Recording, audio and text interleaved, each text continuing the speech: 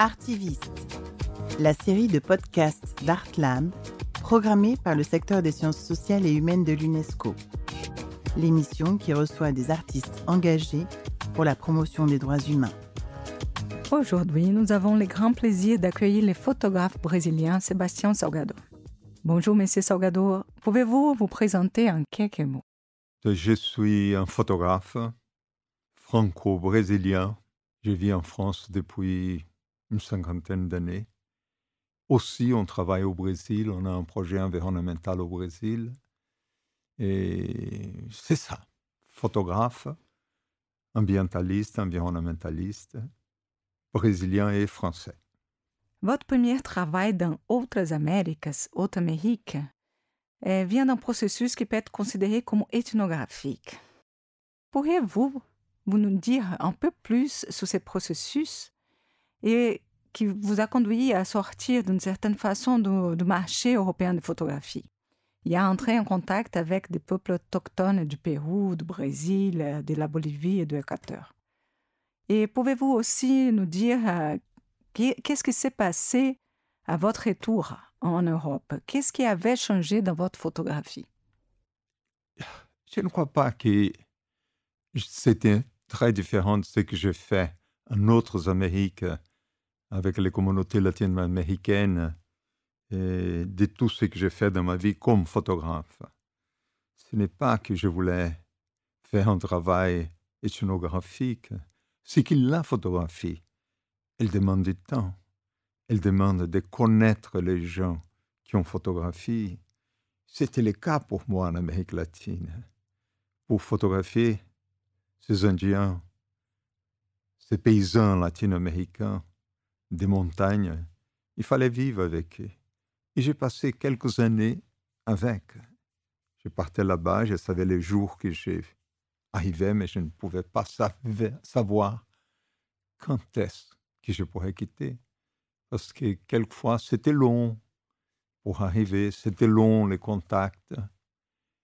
Et en réalité, c'était un énorme plaisir de vivre avec ces communautés. En photographie, la majorité du temps, quand on photographie les gens, ce n'est pas les photographes qui réalisent les photos. C'est les gens qui sont en face, qui donnent des cadeaux, ces images aux photographes.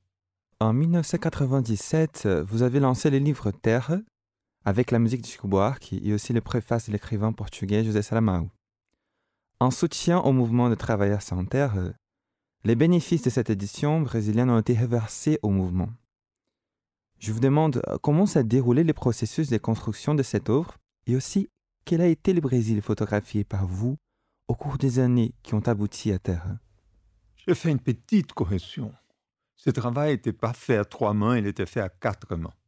C'était en réalité un manifeste politique, les livres qu'on a publiés avec les MST. Les MST, le plus grand mouvement social de toutes les Amériques au XXe siècle. C'était une institution colossale, incroyable. Et donc, avec José Saramago, qui a voulu bien écrire un très beau texte de présentation de ce travail, Chico Buarque, il a pu composer, moi j'ai fait les photos, mais sans le travail de Lélia, ma femme, qui dessine tous mes livres, qui a créé une présentation, qui a créé ce manifeste, et qui a créé avec une deuxième présentation, que c'était une exposition, un kit de photographies, 50 photographies. C'était la première fois dans l'histoire de la photographie qu'on a fait une exposition tirée à 2000 exemplaires. On avait les kits qui venaient dans une boîte qu'on vendait pour le mouvement Sans Terre à $500 chaque kit. Et on a vendu tous les 2000 kits. C'est qu'on a fait une présentation, une base pour les livres qu'on lançait avec. Et avec cet argent, on a pu acheter la terre où le mouvement des paysans sans terre a créé son école de formation des techniciens agricoles et environnementaux. Florestan Fernandes.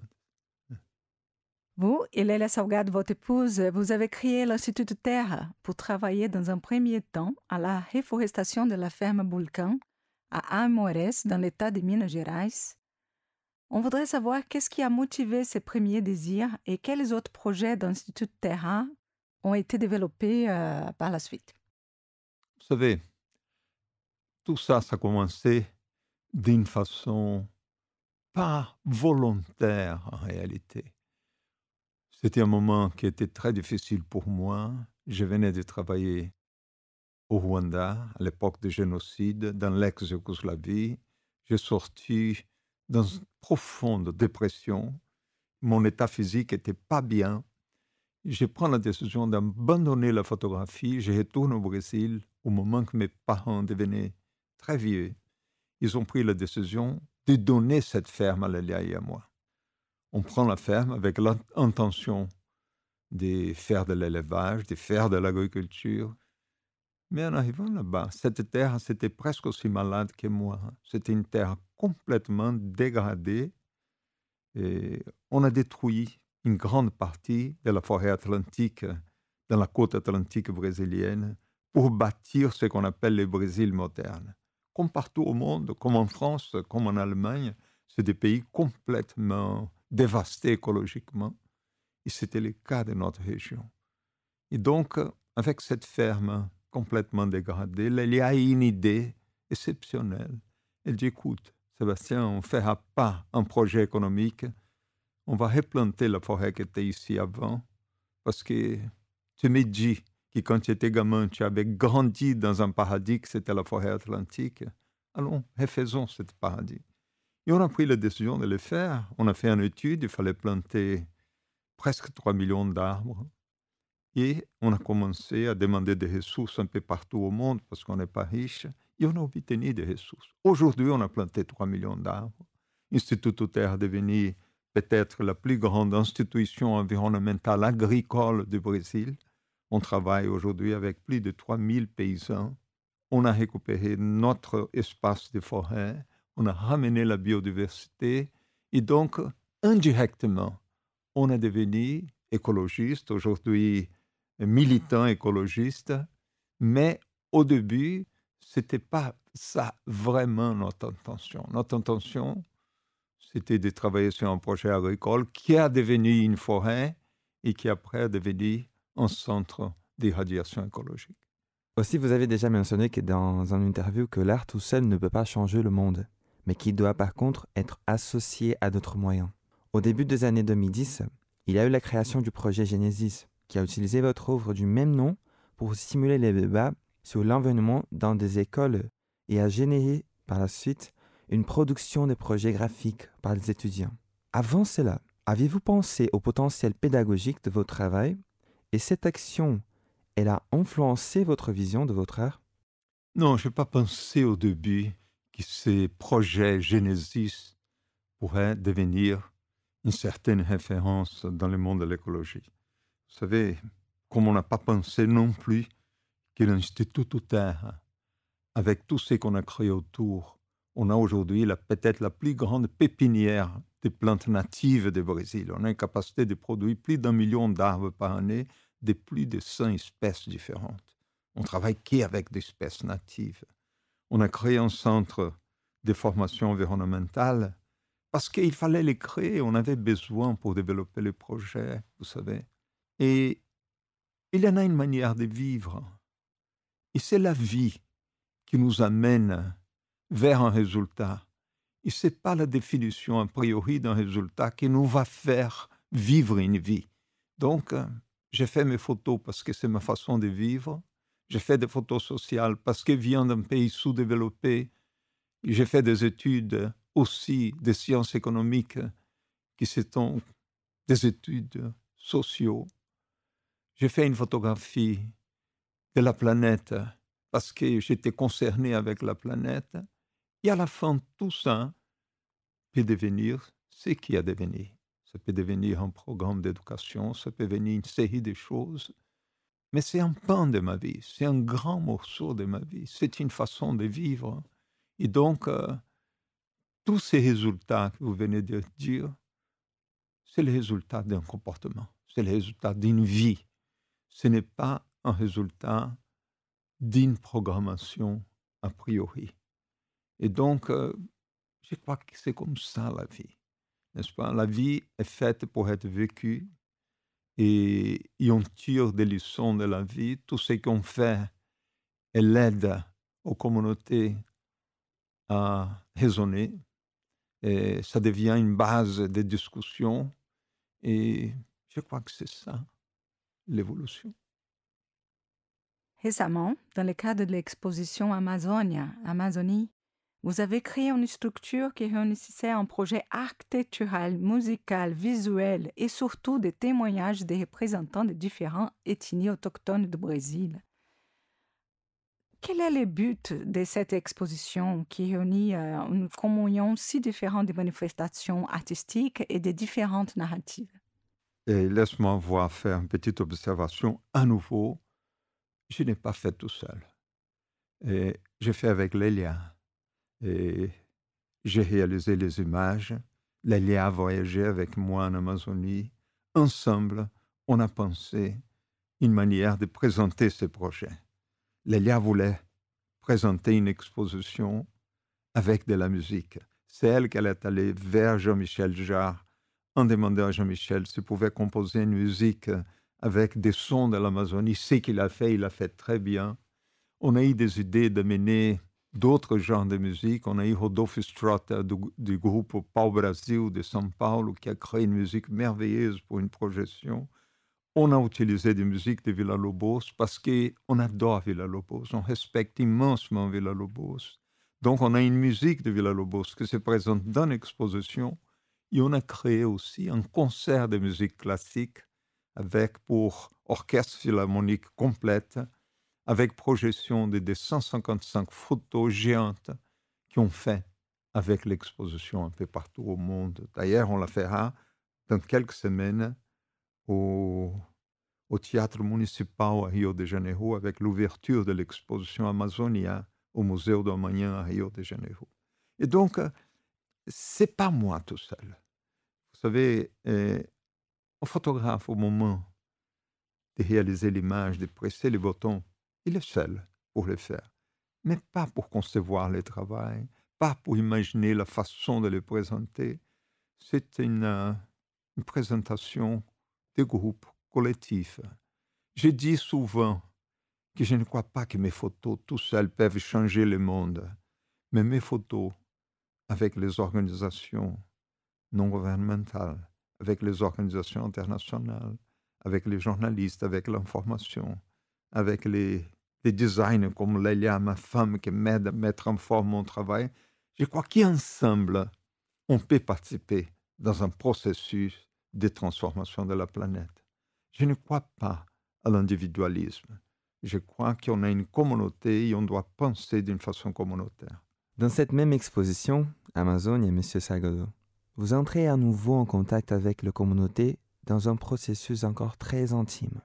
Mais cette fois-là, vous enregistrez encore les discours. En pensant de Terra à Amazonie, qu'observez-vous dans la transformation du Brésil entre un projet et l'autre? Dans les deux cas, comment observez-vous la relation avec la terre et l'événement? Oui, le Brésil est dans un processus d'évolution. J'ai dit évolution historique, je ne dis pas évolution dans le bon sens ou mauvais sens des choses. Regarde bien, quand j'étais gamin au Brésil, il y a 50-60 ans, le Brésil était plus de 92% un pays rural. Aujourd'hui, on est un pays à plus de 92% urbain. C'est que les Européens ont mis 500 ans pour urbaniser, on a mis 50 ans. Et ça a engendré des problèmes incroyables qu'on les vit, qu'on les souffre. On vit dans un procès dialectique d'évolution. Je crois à l'évolution, je crois qu'on va vers un pays qui aura une maturité, qui aura une autre qualité de vie. Bien sûr que mes photographies sont très liées à ces processus d'évolution. J'ai travaillé avec les paysans brésiliens, qui a fini comme un livre avec les mouvements des paysans sans terre, mais j'avais commencé bien avant que le mouvement des paysans sans terre existe. J'ai travaillé avec les mouvements chrétiens avant les mouvements sans terre au nord-est du Brésil, avec les ligas camponesas, avec beaucoup de mouvements qui aboutit tout ça au mouvement sans terre. Il est fini pour matérialiser. Donc, mon travail venait un peu d'avant. Je travaille avec les communautés indigènes depuis très, très longtemps, depuis les années 80.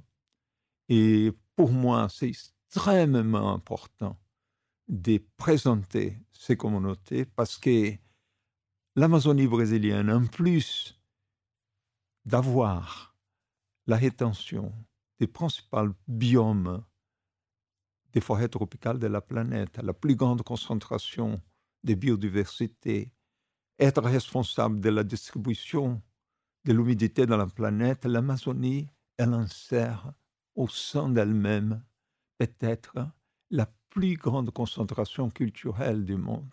Seulement dans la forêt amazonienne brésilienne, on a 192 tribus avec plus de 180 langues différentes.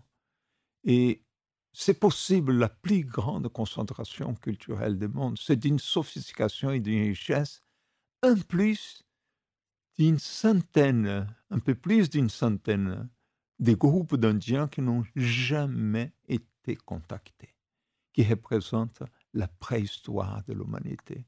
Donc, pour moi, aller là-bas, faire les photographies de ces communautés indiennes, vivre avec eux, pour moi, c'était une expérience colossale. Et aujourd'hui, mon travail les aide un peu, collabore un peu, parce que jamais ils étaient aussi menacés qu'ils sont menacés maintenant. Mais jamais ils étaient aussi organisés comme ils le sont maintenant. Et toutes ces expositions qu'on fait un peu partout au monde, Amazonia, tous ces concerts qu'on fait, c'est lié au mouvement indien. C'est une lutte qu'on fait ensemble parce qu'il faut protéger la forêt, il faut protéger l'écosystème, il faut protéger les communautés indigènes.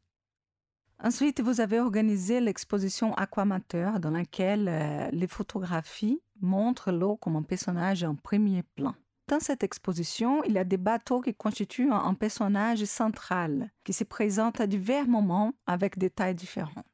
Comment se déroulait le processus de sélection de ces photos et les constitutions du fil narratif? Écoute, l'exposition Aquamater, c'est une petite exposition. Elle n'a que 42 photos, mais pour moi, elle représente beaucoup. D'abord, il y a plus de 25 pays représentés dans cette exposition. Et dans cette exposition, on présente l'essentialité de l'eau. On a l'eau qui manque, l'eau que c'est difficile à obtenir, comme je suis un moment avec une femme avec son bébé dans le désert de Kalahari au Botswana, et elle avec une petite paille va au centre d'une une plante du désert chercher les gouttelettes d'eau qui ont tombé la nuit, l'humidité, pour avoir l'eau qu'elle avait besoin. Comment on a un océan, comment on a des gens dans des camps de réfugiés qui, par le manque d'eau, il devient malade de typhus parce que si on ne nettoie pas son corps, on peut attraper des maladies quelquefois terribles. Et là aussi, dans ce projet, je présente quelques images des bateaux. Les bateaux, pour moi, c'est la condensation de tous les procédés industriels du monde. Un bateau, il naît dans une mine de charbon, il naît dans une mine de fer. Tout ça va être amené dans une aciérie qui va être transformée en plaque d'acier, qui va aller sur un chantier naval, qui va être soudé, qui va être monté. À un moment, ça devient un bateau, il va naviguer, il va partout au monde en transportant tout ce qu'on a besoin pour notre existence. Et un jour, ces bateaux vont mourir. Ils vont sur les plages de Bangladesh, de l'Inde, pour être découpés et être transformés à nouveau en tout ce qu'ils ont transporté. Ils vont être transformés en fourchettes, ils vont être transportés en couteaux, ils vont être transformés en tasses pour boire le thé.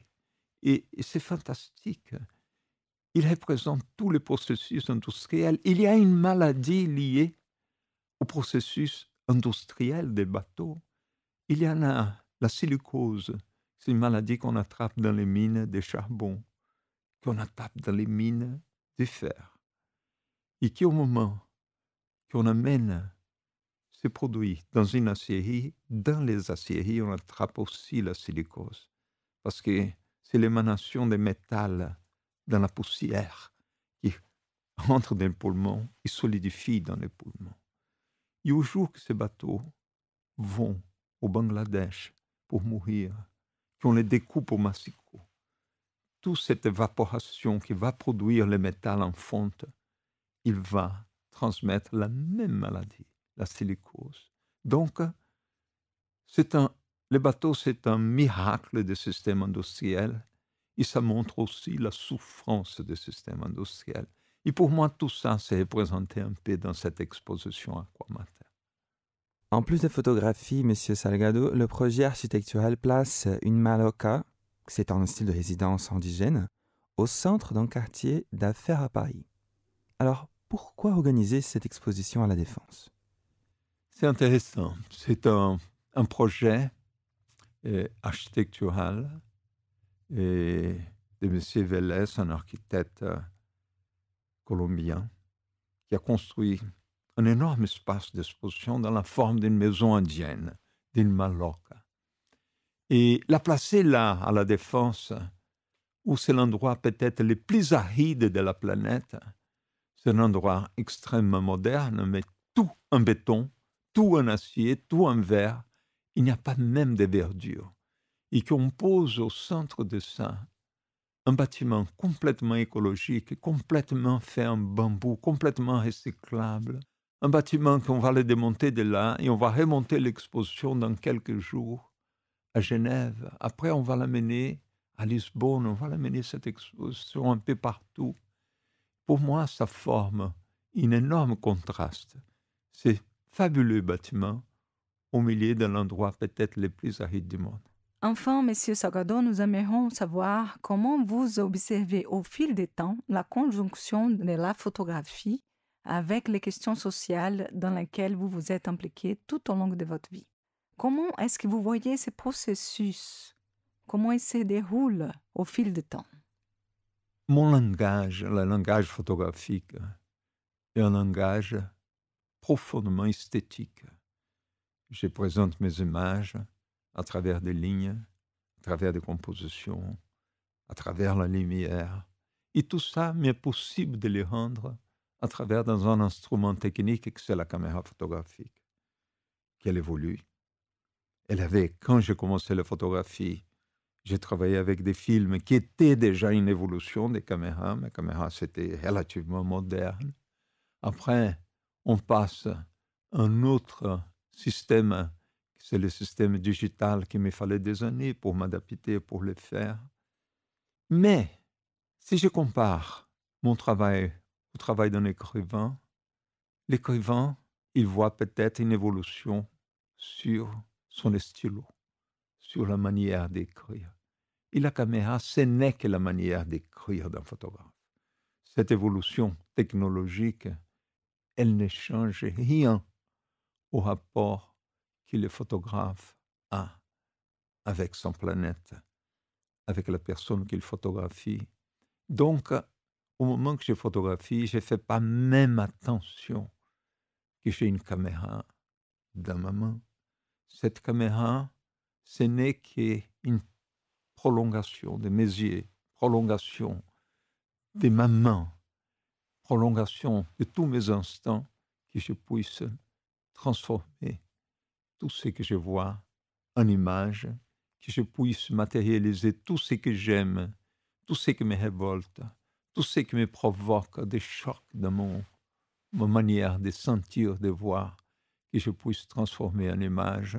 Et donc, c'est que la corrélation de tout ça. Merci beaucoup, Monsieur Salgado. Obrigado. C'est un grand plaisir de vous avoir rencontré ici.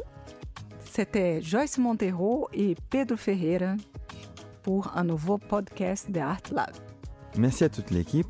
Emmanuel Wdowski à la réalisation, Amina Amshari pour la conception, et aussi à toute l'équipe de l'Art Lab pour les droits humains et les dialogues de la section Inclusion, droit et dialogue du secteur de sciences sociales et humaines de l'UNESCO.